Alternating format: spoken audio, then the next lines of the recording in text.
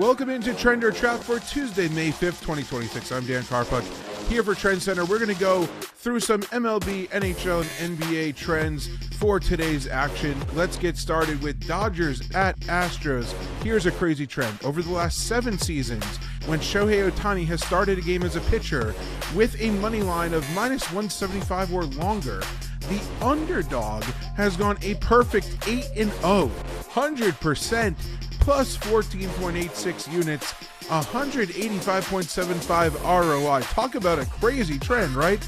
Is this a trend to tail with Houston at plus 170 to plus 205 across the industry, or is this a trap to fade?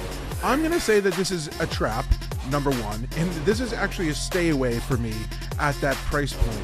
Ohtani has made it clear that he's chasing an NL Cy Young Award this season. He's been absolutely dominant on the mound.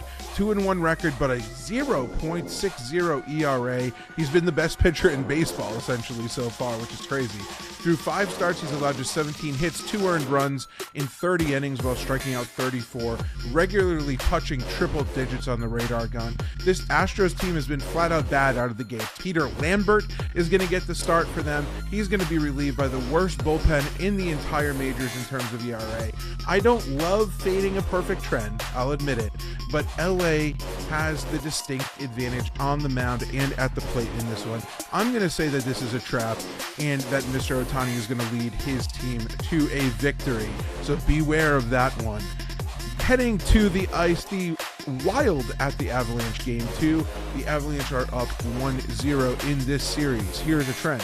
Over the last 7 years, before Game 7, with a total above 5 goals, the Avalanche have gone 48-18 straight up. That's 72.73% for plus 19.23 units, 16.46% ROI as favorites.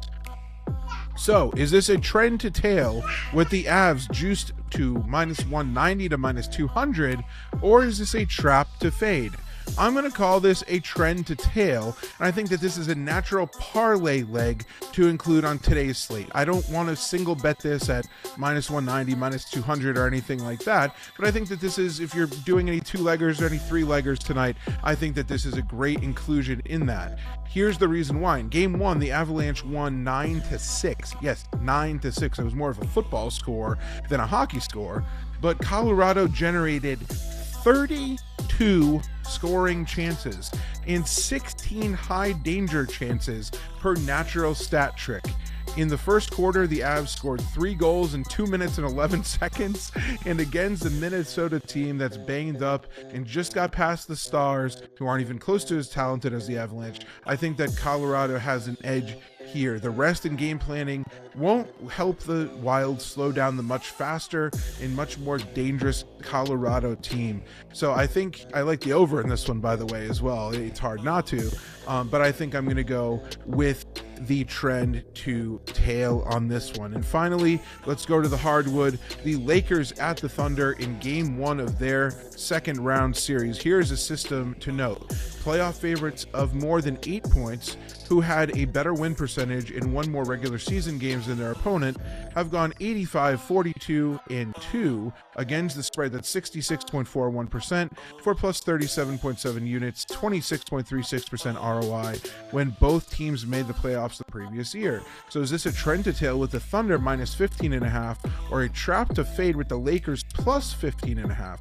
I'm going to call this a trend and lay the 15.5 points with OKC, which is not something that I really expected to say heading into this playoffs, but in this matchup in particular, I really like the Thunder to get the job done here. The Lakers lost 5 games by 25 or more points this season.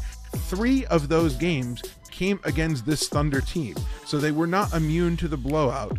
While LeBron James was excellent in their first round series against the Rockets, and the return of Austin Reeves is really important for their chances, it's hard to imagine a world in which OKC's league best defense will have a hard time stifling this LA offense without Luka Doncic if rotational pieces like Luke Kennard, Marcus Smart don't consistently knock down outside shots. We saw those guys really be inconsistent in previous games and previous rounds. And so I don't have any trust in those guys. The Lakers also don't crash the offensive glass.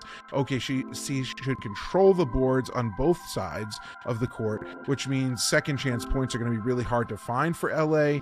Their front court of DeAndre Ayton, Jackson Hayes, Rui Hachimura will likely be ineffective in this matchup, and they haven't been consistent whatsoever all year round on either end as well. They're going to be exposed on both offense and defense. I expect OKC to pretty much score at will around the rim, which means probably some pretty high point totals for SGA in this one. Depth, playing in transition, free throw disparities are all going to likely be issues for LA as well.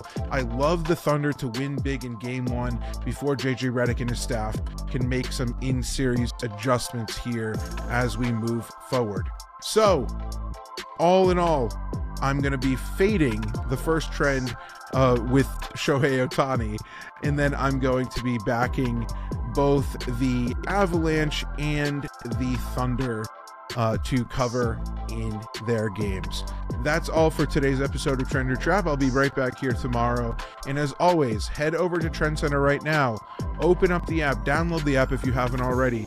Grab a free 3-day trial on any premium subscription and check us out. If you don't like it heading into the third day, just simply cancel and just say it's not for me. If you love it, subscribe and you'll get a lot of value moving forward, and arming yourself with trends and systems is a really strong strategy in order to be profitable betting. So, best of luck with all your bets today. I'm Dan Karpuc, and I'll catch you next time.